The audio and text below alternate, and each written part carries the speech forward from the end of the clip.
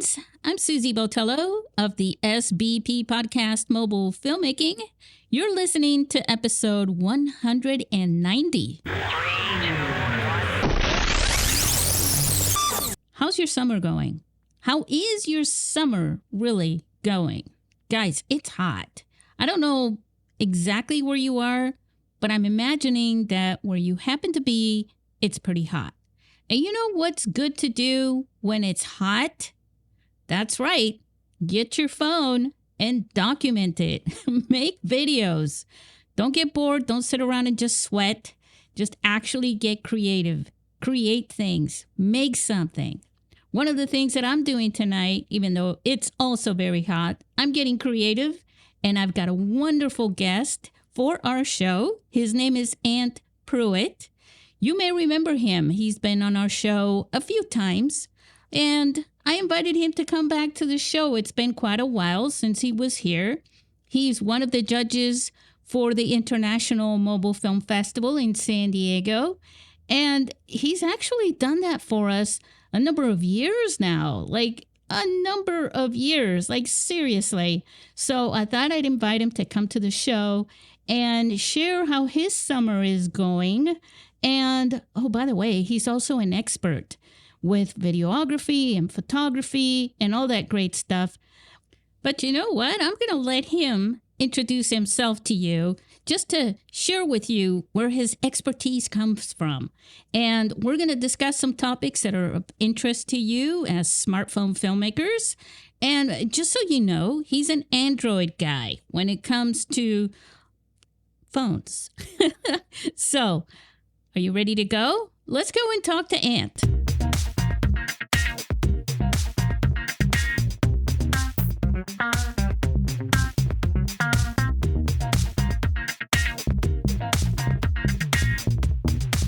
Hey, Ant.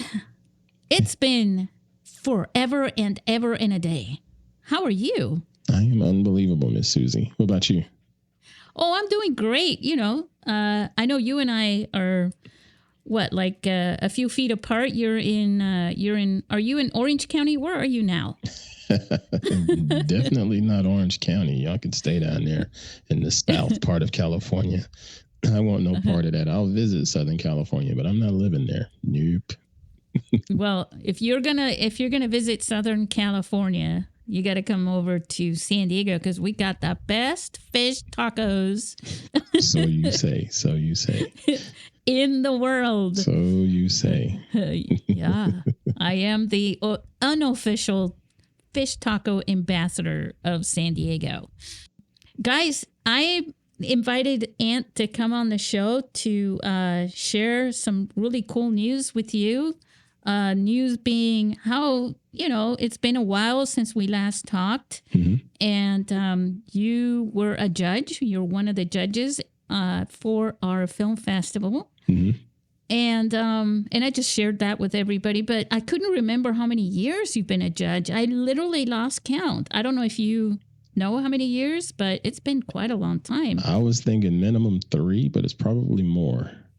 Yeah, it might be 3 or 4 or something. I mean, gosh, it just seems like it's been, 10 years because the years seem like they're going longer. What have you been up to? I know you have a podcast. Mm-hmm.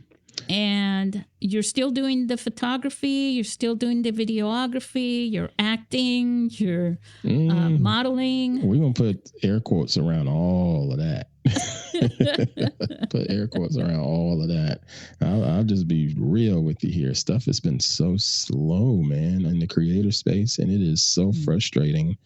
We have a pretty, I'll say, craptastic economy going on over here, and it's affecting everybody. It's affecting regular men and women going out, hitting the streets to go to work, and it's also affecting the content creators, be it photographers or videographers or even graphic designers and so forth. The only people it's not affecting is the executives in these big companies, but everybody below them, we're taking a beating, man. But yeah, I've been shooting when I can shoot and trying to get paid for those things that I shoot when I can. And, in the meantime, I decided to get back into modeling if someone would take me. So I've had a couple casting calls to go and pose for some different ads and things like that, or pose for some type of promotional materials for different companies and whatnot, and done some background acting. And I'd love to do all of this stuff more because it's pretty fun. And it's I've said to my better half and the rest of my family, I said, if people don't want to pay me to be behind the camera, they can pay me to be in front of it. I'm cool with that. So that is so cool. So I'll do that. And, you know, I'm digging the background stuff. And you're working on films. You're getting you have an agent or something, right? No agent. No, this is all me. So you just respond to casting calls yourself, or? Yeah, they put the calls out, nice. And I just it's just volume. That's all it is. It's just putting in the request, and the more you put in, the better your odds of someone calling you back. You know, and the more that you put in, the better your odds of the algorithm pushing you up as a potential, you know, model or potential background actor or what have you. So that's what I do. When you say algorithm, you don't mean literally. You mean like the fact that, you know, people know you and they get to know you, and so they recognize you, right? No, it's depending on the different services that you look at. Okay. Because like I think one of the more popular ones is Backstage. Oh yeah. And you know, as big as that thing is, you know, there's thousands of people in that database. Mm-hmm. It's been around for forever. Yeah, but I wake up a couple times a week with an email that says, "Hey, you were suggested to us. Can you audition for this? Or can you?" Nice. You know, so that an algorithm is working right there. But okay. But again, I think that's only doing that because of how many times I apply. You know, it's just volume. You know. It's so hard. There's so many, you know, this whole creative industry, as I was listening to you talk about the struggle, right? Yeah.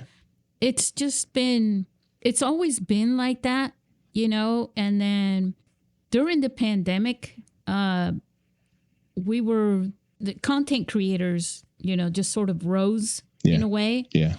Because people were seeking them. But after the pandemic, everybody just sort of shooed them away, just like, it's back to the struggle.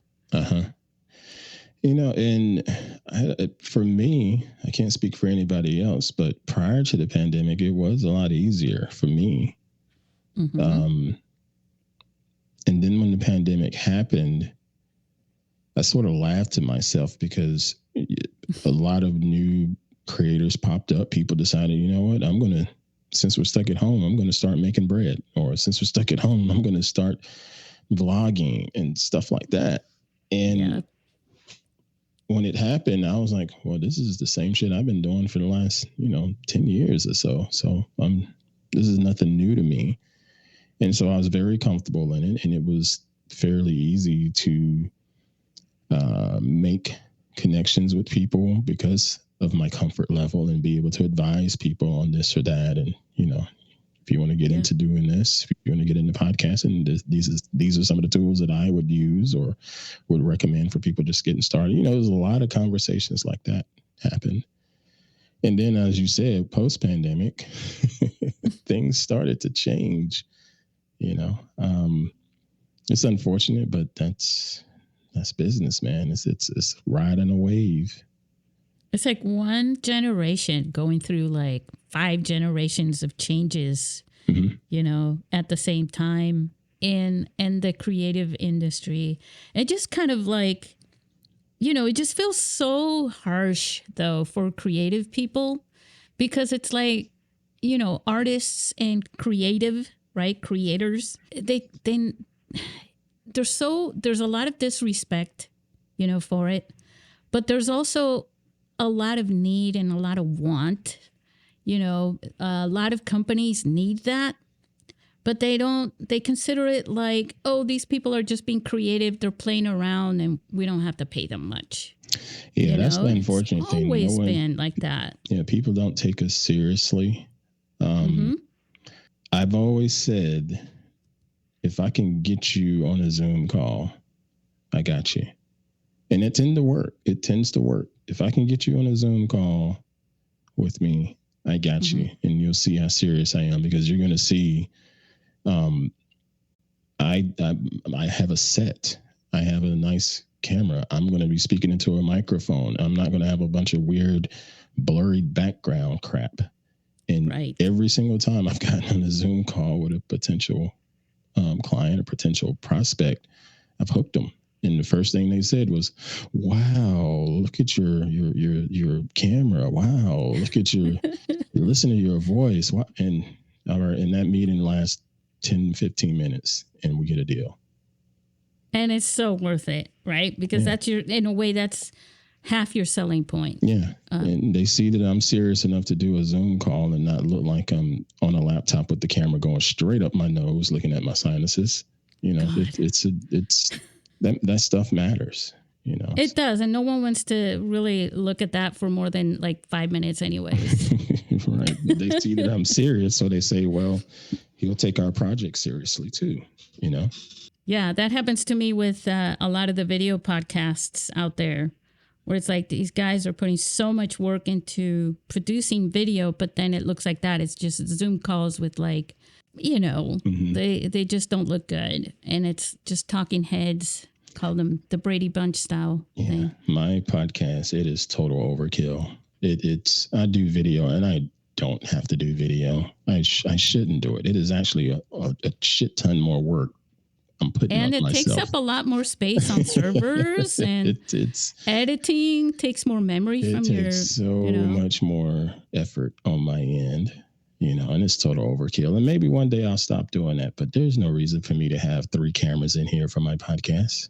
You do your podcast. I mean, what is your schedule? Because it's really, I know that it's right now you're going through some moving stuff, right? But on a regular basis, like there are people who have podcasts, episodes, I should say, for their podcast every single day, which to me is crazy.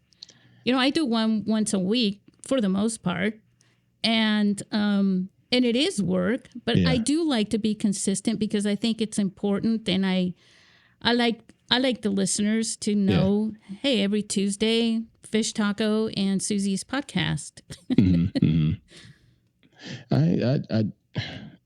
I could do one every day, not 7 days, but I could do one for 5 days, but it wouldn't be video. It would be audio only. And I would totally knock that out. And a lot of people assume when you say podcast, they're assuming you're talking an hour's worth of content. It ain't even got to be an hour. Right. It could be half an hour. It could be 10 minutes, you know, and I could do that every day. But it would not be video. It would only be audio. But far as what I'm doing now with Everyday People. And that's the name of your podcast, by the way. So that everybody knows. Everyday People. I formally call it Everyday People Doing Everyday Shit, but to keep things, you know, at least searchable, it's just Everyday People Podcast. And I do that. I record it once a week, and it drops usually on Thursdays. But I try to record on Wednesdays live through YouTube Live and whatnot, so people can interact with us. And I definitely get it published Thursdays, unless all hell breaks loose like moving. But even with the move, I've done some short episodes, solo episodes and stuff like that, you know. Yeah, that's the hardest part, is doing solo episodes for me, you know, because I feel like I know I'm talking to people, but I feel like I don't know, self-serving in a way, because they're not literally right here, even though I'm talking to them. Yeah, I get that. I guess I haven't thought about that in a long time, but no, I get where you're coming from. But for me, these solo episodes, those are a lot freaking easier. Oh gosh, yeah. I get in there, I turn the mic on. I know my levels are good. I know. Yeah, the editing part of that is fantastic. Yeah. You know, when you get more than one guest, things start getting difficult. Oh, yeah. and you're like, and that's exactly true with all the different levels and things like that. So just imagining, because on Zoom, I've done some things on Zoom. Our listeners may have seen those, where we had like a panel of different guests. And everybody's mics are the wild, wild west. Yeah. One of the things about Zoom that's really cool is that they let you separate each audio track. Yeah, Zoom ISO. Yeah. And so then when you're editing it as separate tracks, then it's kind of cool. And then you can, obviously, a lot of people record them that way so they can see each other, and then they make audio podcasts. I just think podcasting doesn't need to be that hard. No. And I think, for creators, including filmmakers and videographers, and we're going to address that in a second here as we talk, get back on that point. I think it's a good idea to have a podcast to help you market, just a simple audio podcast, to help you market and promote, the work that you're doing and distribute it. Yeah, indeed. It doesn't hurt at all. It's one more signal, You remember the older, I don't know. I probably shouldn't say older, but a long time ago, there was radio. Also known as older. Right. But they used to have like movie trailers in the radio. Yep. So I think that's a possibility too for, you guys making mobile films. You can make a little trailer with just the audio. Don't have to worry about the video. Let's talk about you judging. Okay. Dun, dun, dun. Let's get serious. You were one of the judges for the short film competition. And you basically get the best of the best to judge for that competition. The category winners for the final awards. And you've done this for a few years now. So how do you feel about, are you seeing progress in the film? Some of them are still being recorded on older cameras and things like that. But combining everything, not just the aesthetics and the technical quality, but combining everything, including the actual film, the storytelling, the creativity, all those things. Why don't you share some takeaways of your experience? Well, I will say this. Over the years, the quality has definitely ramped up each year. And I guess we can attribute that to the awareness of the whole idea that, anybody can get out here and put some decent reels together and put some decent films together. Anybody can, as long as it's just effort. We all have these tools, be it an old smartphone. We all have access to software, even some free software, to help stitch things together and whatnot. And I think it's just that awareness has gone up, and it's really making the quality better. So kudos to everyone that has been submitting stuff to the festival, because they've been worthy. And with that said, this last bunch that I had to judge, it was pretty daggum hard. Yeah. It was pretty daggum hard, because I can remember a couple years back pulling up the list of things to look at, and within 10 seconds, like one or two of them, I'm like, nope, next. You know what I mean? But no, not this time. This wasn't easy, and I had to go back a couple of times to look at it, because I found myself like, man, this is really good. Oh, no, this one. No, this one.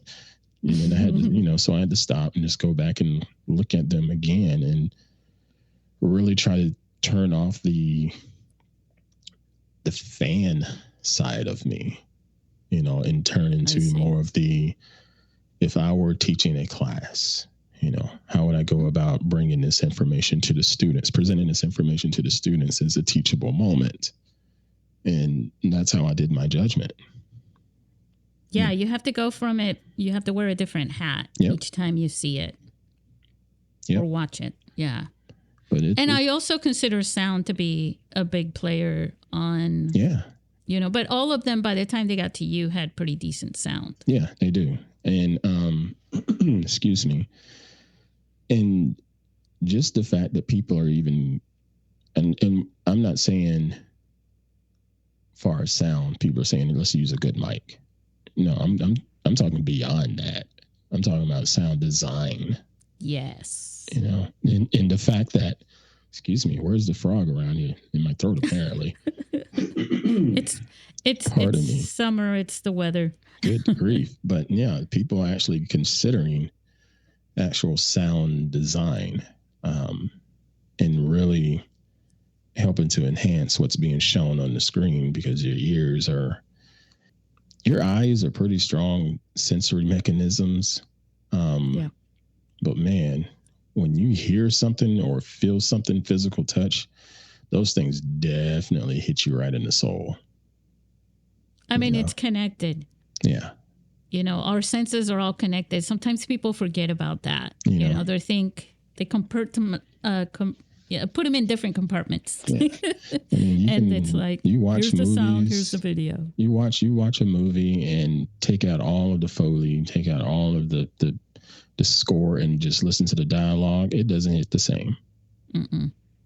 But you add that Foley in there, and you hear that screeching of the hinge on the old door, coupled with just a little wind blowing in the background. Did you just do that effect? Yeah, I mean that's so awesome. I was like, oh, that's opportune. Okay, that's Foley. Yeah, right. That's your.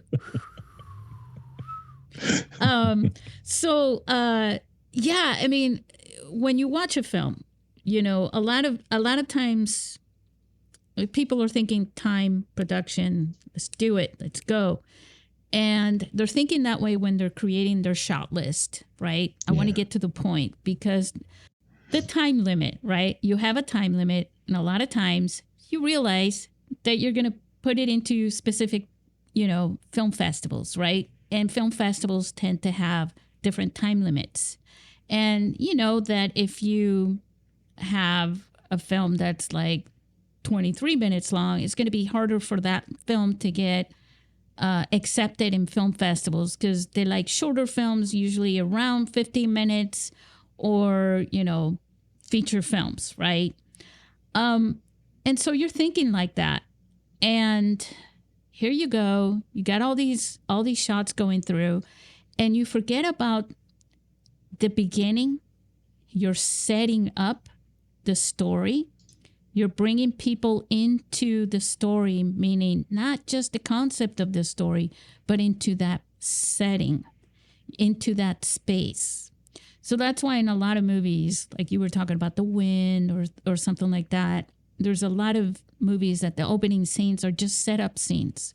Mm-hmm. This is what you can kind of feel, and it gets you in the mood, and you have birds chirping. Maybe they're kind of drone shots, right? A lot of times. Mm-hmm. Or they'll have a drone shot of a valley or something like that leading up to a house. And then they kind of ease into somebody's kitchen or whatever it is, right? And then they also, a lot of times I notice that people forget transition shots as opposed to just the transition effect on a video. Mm-hmm.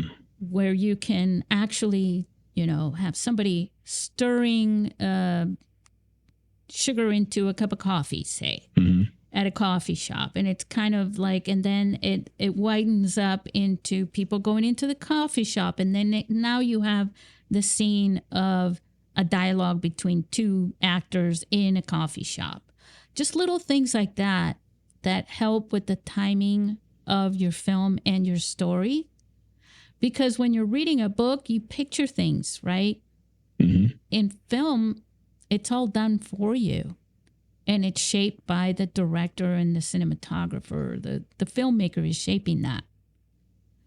And those are things that I see people forgetting, but it adds to the quality of your production.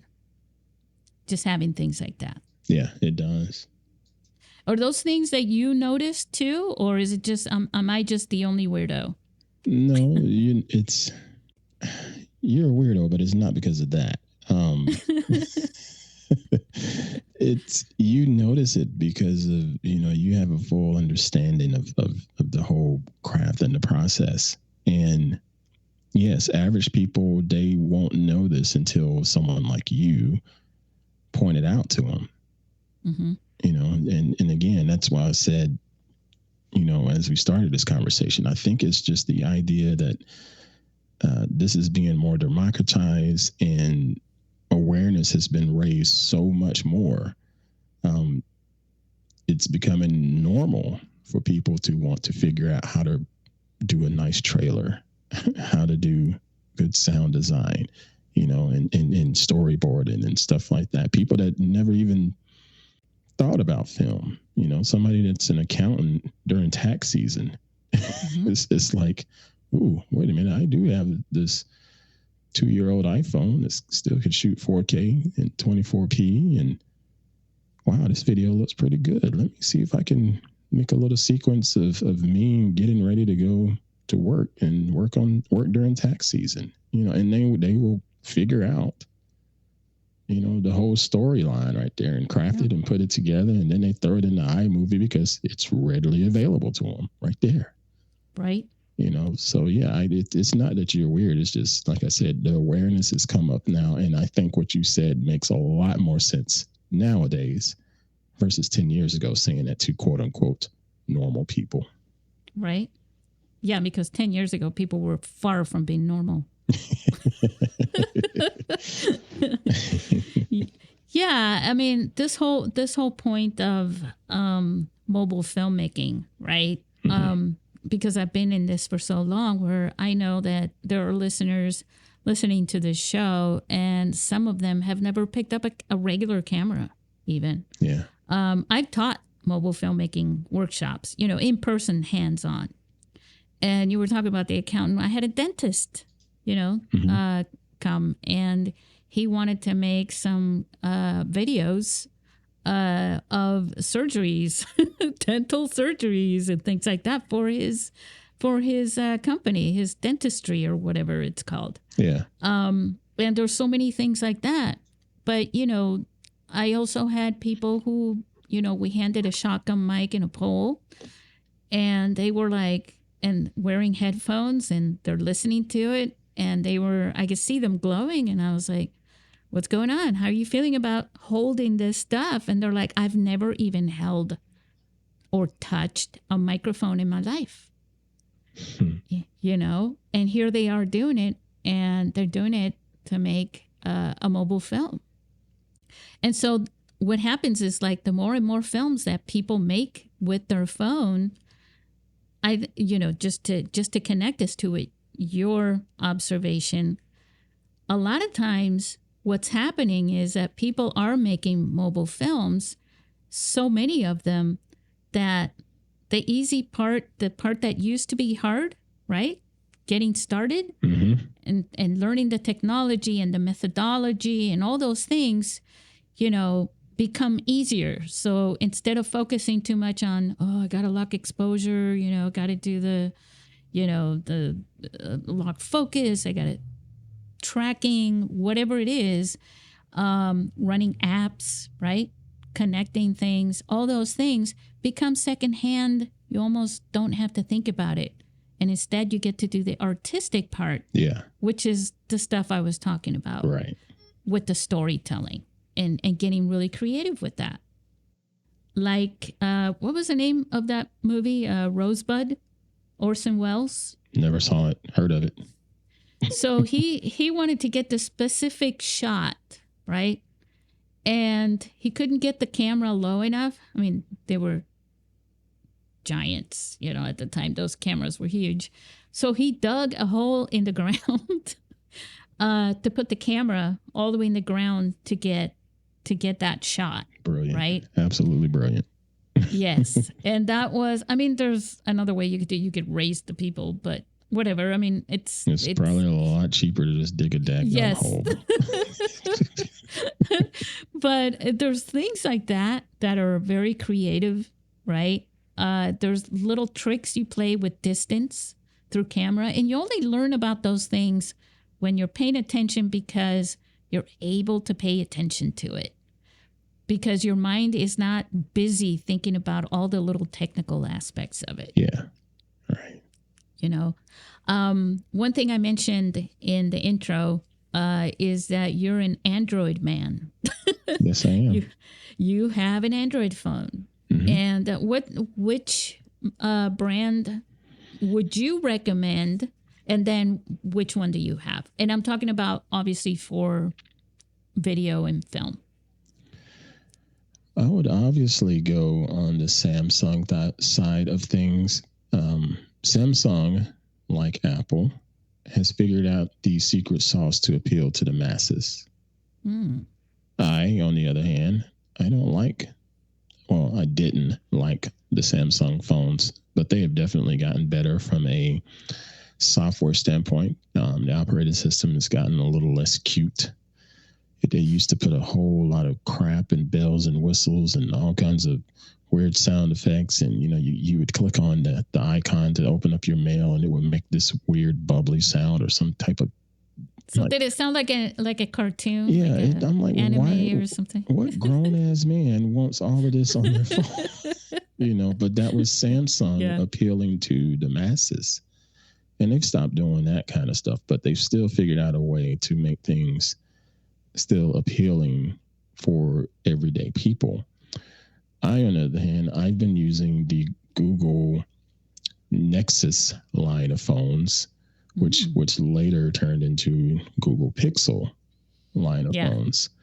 And I'm on Pixel 8 Pro right now, and I'll probably be on this until the 10, because now you don't have to get a new phone every daggum year. You can wait a couple of years because the level of technology is plateaued off. I don't care what the marketers are trying to tell you, and putting a label A.I on it doesn't make it better than last year's model.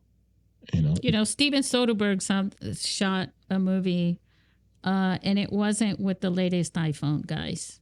Right.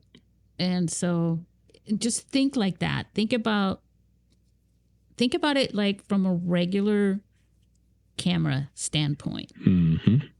Regular videographers and filmmakers don't buy a new camera because it comes out. No. Every year. Can this thing do the job? Yes or no? Period. Yes. That exactly. Is it. And I'm a Google Pixel guy because I like the pure version of Android more so than what Samsung's version of Android is, or anybody else's, be it LG or whoever else is out there running an Android operating system. I like the Google version better. With that said, I still have to give kudos to Samsung because their phones tend to be a little bit easier to use by, quote, regular people. Google Pixel and pure Android it was for the nerds. It was for the developers years ago. The Nexus line, that was a developer focused phone. And that's who had them. The people that wanted to tinker, on the iPhone side of things, you call it jailbreaking. On the Android side of things, we call it root, ROOT, root access to the operating system. That sounds dental. It's if you were a nerd, you would know that root is the super user inside of the operating system. I should know about that. My dad would only use a PC to go in there and mess everything up and then call me and ask me to come down and help him, figure out why his computer crashed. And I'm like, you need to stay out of that. Oh, wow. I'm just curious about all these files and folders and what they do. And he was in the registry and stuff, huh? Oh, he was all over that stuff. And I was like, what are you, like, what? Why? Yeah. But that's the thing. Google embraced that crowd. Mm-hmm. But it's unfortunate that the phone has no popularity whatsoever. And it's nice. It's a nice piece of hardware. But Samsung, they appeal. They know how to market better and get your cousin to buy it. They literally get anybody to buy their phones. And Google can't seem to do that. So I think there's also a combination because, just speaking about the camera right, itself. There's a combination of the quality of the camera on the phone and the quality of what you have learned about how to make content with that, right? Yeah. How to make videos, how to make films. And there's that little, eye in the middle, right? Where it's like, if you can connect those two things together just right, you'll make a pretty good film, even if the camera isn't fantastic and the latest and the newest. As long as you know the method and the process, how to tell a story. Yeah, know your limitations of your equipment, and then just put it together to fit your particular task at hand. And you mentioned something right now, and it reminded me, the camera quality. Samsung versus the Pixel line. Okay. Granted, pretty much all of these phones have Sony sensors in them. I don't care if it says Samsung on the phone. It's probably got a Sony sensor in it. The difference is the secret sauce on the software side of things, because phones are doing computational photography 95% of the time. You're hardly ever just getting what the sensor sees. And again, Samsung knows what people want to see. So if you put a Samsung phone on a tripod next to a Google phone on a tripod, and you hit the same shutter button, looking at the same framing of a particular subject, you won't get the same image. Right. And Samsung, the reason is they know what people tend to, lean towards, and that is boosted, vibrant colors and a slightly warmer color temperature. I've noticed that in films. I can see a lot of times, I've watched so many of these films, when they're not doing a lot of color grading, that you can see the difference between the iOS, the phone, the iPhone, I should say, from any Android phone, to be honest with you. That they have a boost in colors. I've noticed that also. There were some music videos that were shot with Samsung, a lot of them actually, and the colors, especially for music videos, it's kind of a big deal to have bright colors and things like that. And I noticed that difference as well, and OnePlus. Yeah, OnePlus is another one, but I put the OnePlus closer to the Google side of things. Yeah. Because OnePlus is nerd culture. Yeah. But they do have so OnePlus to me was more like, Premiere, Adobe Premiere versus Final Cut. Okay. As far as editing is concerned, like I've seen films that are edited on Final Cut Pro versus films that are edited on Premiere, and they have a different aesthetic visually. And I know that it sounds probably like, how can that be? But there really is. It's very subtle, but you can see it. At least I could. I'm curious to hear what you see, or see what you see. Yeah. If they're just exporting a MP4, a compressed video file, or now granted, don't get me wrong, just because I don't use Final Cut, but I do use Premiere and DaVinci Resolve. Yes. And the effects side of things are definitely different between those two platforms. That cross dissolve is slightly different in those two, as far as how it processes, if you will. And both of them still look fine, but one of them is a little bit different from the other. I have seen stuff like that, or even like a camera shake effect. And it could be in the color grading aspect of it as well, between the Premiere and Final Cut Pro, because it's in the finalized film that I see. It's a very subtle difference. Yeah, I'd like to see that, because because on export, you're exporting to a compressed file, and then you're exporting to a particular color space, which is 9 times out of 10 Rec. 709. Well, there you go. That's why we have Ant on the show. And Rec 709 is Rec 709, regardless of the screen that you're looking at, right?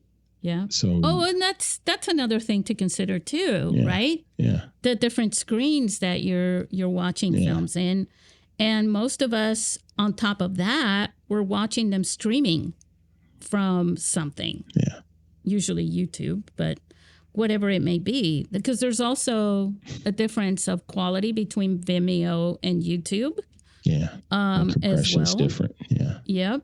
And so there's all those things that play into it. And it happens with the big screens, as well, depending on the projectors that they're using and or we're using or whatever it may be. So there's a lot of things to consider, but you know what really, really matters most? That your film is captivating, that it has good sound. Yeah. That when I say captivating, that people aren't being interrupted throughout watching the film because they become consumed and they're not being interrupted by little nuances like, wait, what just happened there? Did everything just kind of like, what was that skipping or what was that? Things like that. Mm-hmm. There was a thing with Conrad Mess a long time ago. He would bring all his films shot with, the earlier and iPhones, right? And this was even before there was exposure lock or anything like that. And he would say, he would call that the jelly roll. And I was, what? And he says, yeah, that's when, you're panning from left to right and things are just all of a sudden it looks like you're a little bit underwater. And that's from exposure lock because things are, or focus lock. Focus lock. Yeah. Excuse me. And so, the camera is trying to focus on different depths of field, as you're panning. So we have our own terms in mobile filmmaking. In the earlier days, I don't think anyone besides us were using that term, the jelly roll. I'd never heard that. I know, I'm being the weirdo again. Hey, I have to ask you because we're talking about phones. Yeah. I wanted to ask you about something I noticed on social media. So Blackmagic Design came out with the Android version. Now, you may not have had a chance to dive into this, but I did. I have thoughts. Okay, because they came out with they finally came out with the Android, but a lot of people were complaining that actually it's not really Android. It's only Android if you have these specific models or phones or something like that. That's correct. What happened with that? What's the deal with that? That is people freaking out over something that has always been the case regarding Android. If you go back a decade and look at when apps came out on Apple, iOS version, whatever, you wouldn't find that app on an Android phone. And when you go and ask said company, well, why didn't you put it on Android? Every single time they would say it's because it's easier to just put it on iOS because it's just one phone. Right. So I don't get what, I guess people just like to hear themselves talk on social media because that's old news. Blackmagic did the smart thing and say, let's get it into the iPhone ecosystem first because we can just go ahead and knock that out the park. There's a ton of people using that platform that are actually going to be interested in using our product. Creative. Yeah. Yeah. So it makes perfect sense. And then we're worried about Android because Android has Pixel. Android has Samsung. Android has not only Samsung, they have Samsung Note. They have Samsung Galaxy this. They have LG that. And all of those are running different versions of Android. So Android as an OS system, right, basically. So they can't narrow it down. Yeah. Yep. So people wigging out over that. That bugs me. I'm like, come on, y'all. This is not new. Let that go. Because I couldn't understand it because I'm not an Android person, right? Yeah. So for me, it was like, oh, great, it's on Android, guys. Yay. Yeah. And then it also makes sense that they're going to put it on the flagship phones because the the most flagship popular phones are going to be right? the more popular ones. Mm-hmm. They're going to be the ones that have better processing capability, better screens, all of that makes total sense. Why are they going to put it on a feature phone? Why are they going to put it on some LG yada yada phone that nobody's using? Why are they going to put it on a Sony phone, Sony Xperia phone that nobody's using? It just makes sense. But yeah, sorry, didn't mean to rant. No, this is exactly, I mean, not that I wanted to hear you rant, but, because when we put this out, the news, hey, and I had been, publicly posting, on threads and things like that. Yeah. Hey, guys, when are you going to, put out the Android version of this for some of our counterparts, right? Yeah. That are filming with Androids. I mean, I'm looking out for the whole community of mobile filmmakers. Yeah, but also it comes with some responsibility of us as Android customers to know the limitations of of the platform. We're not going to be first in line for stuff, But then again, we may be first in line for some other things that are Google centric. The other thing too, I think, is to think about that because, for one, I was just saying earlier, if you're thinking about the camera, you don't always get the newest camera. Nope. But when you're talking about a phone, that's an easier trade, right? Easier update. To update your phone is a lot easier than to update a $35,000 camera to get a new camera, right? Mm-hmm. And then to have to sell that camera or do something with it, even though a lot of people have multiple cameras, multiple lenses collecting, right? Because they just don't want to let them go just in case. No comment. Right?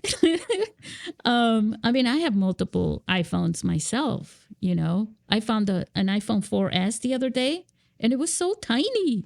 It was so cute. I'm like, oh, you're just a little baby, And that was big back then. I know. That was like, it was fine. It was fine. And so I think with something like that, it's kind of like just go to your service provider, whether it's AT&T or Verizon or T-Mobile or whatever, and just talk to the people there and say which one has the better camera, which Android. And now the other thing is the OS system, like you were saying, apparently they're a little different between each one, right? That is correct. When the Android operating system updates, it first goes out to the Pixel line, because that is the pure version of Android. And then the different OEMs such as Samsung or what have you, they can get their hands on that version of it. And because it's open source, they can make it work for their world, customize it and this and that. And that takes time. So running Android, what version am I on? Let me just look here because I'm on a Pixel, so I'm getting the most updated version. Let's see, my version. Somebody asked me what my phone number was the other day. My personal phone number. Oh, I know that. Well, I don't know yours, but I know mine. No, I know, but see, I don't. I screw that up so many times. Oh, wow. And then I go, okay, hold on, let me look at my phone. Oh, wow. I have to look at the phone number because I rarely give out my personal phone number. I give out the business number even to, like if I go to the doctor, I give them that. Yeah, you know what I'm saying? No, I get that. Personal is just like family and, people that are not going to let it go out, especially my parents. You know what I mean? Like they're not doing this thing where they're in an app saying, upload all your contacts, into the app, which I never do. Never. Let's talk about that for a second, because that's some actual good advice for everybody. All the apps that you say. Now, I literally called Apple and I said, are you, when people get the contacts, right, on the apps, are you letting them have access to the notes as well? Because when you edit your contacts, there's a section for notes, and sometimes you're taking notes on there for things that you don't want anyone to see. Mm-hmm. And nobody could give me an answer for that for a couple of months. They were like, I don't know. Well, I don't know. And then finally, someone put me on hold and they went and researched it and they said, actually, no. That's one thing that they don't give out. They don't let any company like Skype or Google or any of those, if you upload your contacts. I know LinkedIn is constantly asking for it. Yeah. Well, the thing is, Miss Susie, and I can't speak to the iOS side of things. I do have an iPad, but I barely use that daggum thing. It just sits there. On the Android side of things, if you look at your app from its system level or preferences level and whatnot, it allows you to see the permissions in there. And I know Apple is pretty straightforward as well, as far as letting you see what permissions this particular app is asking for, and you can approve or deny. So if you're ever curious, does this app has access to the notes, you can look there and deny it. But those developers that are putting these apps together, it is in their best interest to try to get as much access to all the data that you have that they can, because they're trying to figure out a way to, in their words, make their app better. But they're also trying to figure out a way to monetize what they know about you. And we're talking about the contacts, right? Not the regular notes, but the contacts have a field for notes. Oh, okay. Well, yeah. That even that's still up for debate. So that they're not getting. It's not specified. Yeah, even that's up for debate too, because. Well, according to Apple, they're not giving that. But in any case, I don't let anybody get my contacts anyways. You never share your contacts. That's your own personal information. There's not a lot of permissions that I allow on my phone from the different apps. The one that I'll allow is, yes, you got to have access to the hard drive, because you won't work if you don't have access to the drive on the phone, period. Contacts, no. Location, 99% of the time I tell it no. You don't need to know where I am. I don't even allow most apps to send me notifications. When it comes to microphones and things like that, I always say no, because I know that I can switch it on when I need it. Exactly. Nope. Otherwise I don't need it. A lot of apps do things in the background, and a lot of people don't realize that, even though they're not turned on, or even if you're not using. That's kind of why they say while using, you can have this permission. It's like, well, what do you mean while using? Like, why would you ever have that when not using? So there's things like that. Just be safe out there, guys. Yeah. Not to be gloom and doom, but again, people are wanting to monetize off of data. Any bit of information they can learn about you. There's a reason why our insurance rates cost what they cost around this country, because the insurance people, they know everything. They know your spending habits. When you swipe that favorite Capital One credit card at the Whole Foods, they know you're at Whole Foods, versus they know you're at In-N-Out this week. I still like cash. I pay cash for gas. Yeah. For sure. But that's because it's cheaper. Yeah, it's cheaper. When you pay cash. Yeah. But, there's so many things like that we don't realize. For example, we take our phone and not be silly about it, but people say, I don't want you to put a chip in this thing, right? In my ID or something. I'm like, they don't need it. They got you on the phone. It annoys the crap out of me how so many people are so panicked about this privacy and that privacy. And I'm like, well, your phone goes with you to the damn toilet. Right? You got it everywhere. And, that's the other thing, too, that's very funny. I think we're getting way off topic here. But no, it's me, too, because I always enjoy talking about geeking out with you, basically, about all this stuff. But it's like you can have a map, right, on your phone that tells you exactly where you're going inside of a building. Yeah. So imagine that in your house. That's a little too much. Yeah. I'm sorry. I had to crawl into the space over here. Too much. In the closet. Good grief, man. So, Ant, one of the things that you also do is you do voiceovers, right? Yeah. I'm I want to do a sharing lot this. more. Yes, I'm sharing. I'd like you to share some of the things that you do that maybe some of our friends who are listening, if they're working on their next film or their next project, that maybe they can get in touch with you and say, "Hey, Ant, we want to hire you for this." Yeah, give me a shot. I'm very easy to find. My handles on pretty much all of the socials is @_Pruitt. And also, with 2 T's, by the way. Correct. PRUITT.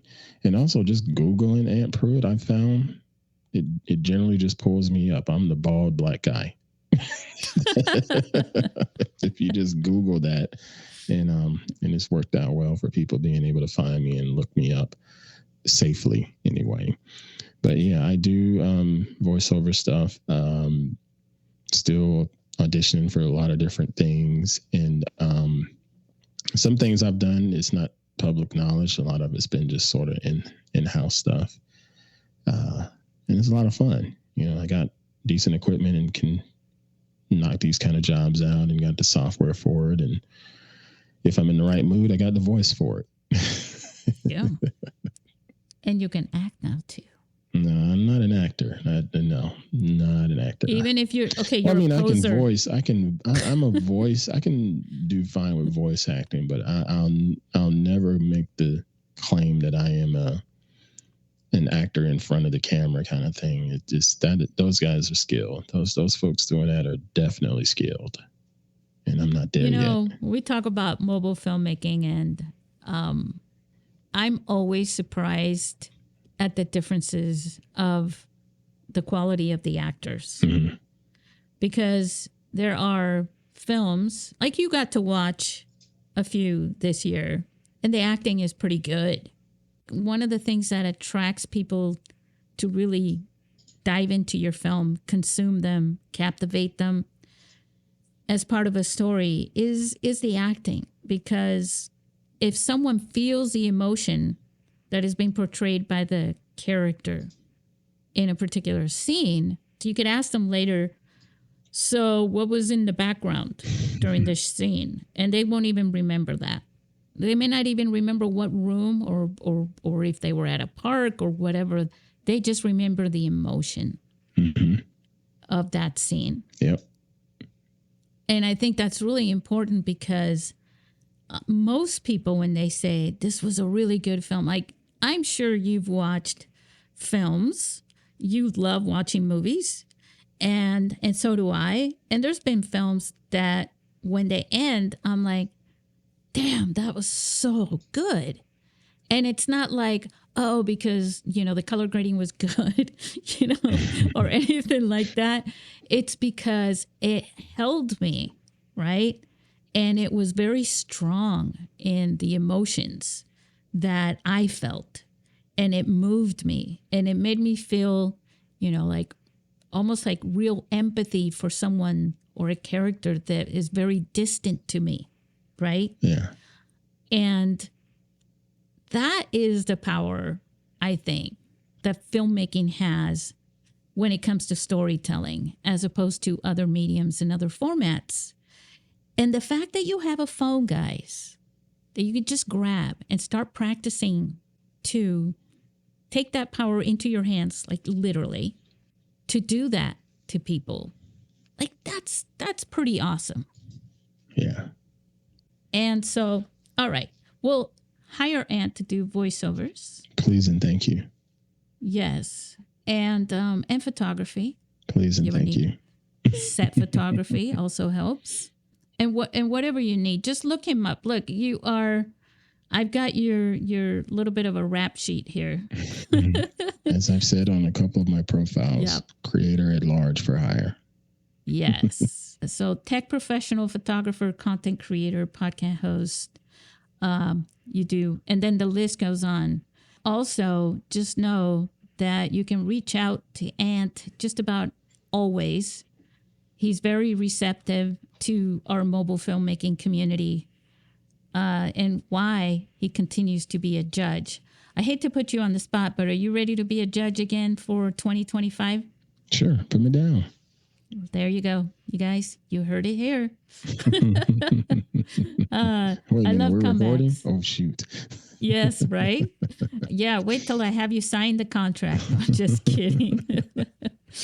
And I wish you the very, very best. And I'm so glad that you were able to come on the show again. And don't be a stranger. We'll do it again. Hey, just give me a shout. Say goodbye to our listeners. Take care, everyone.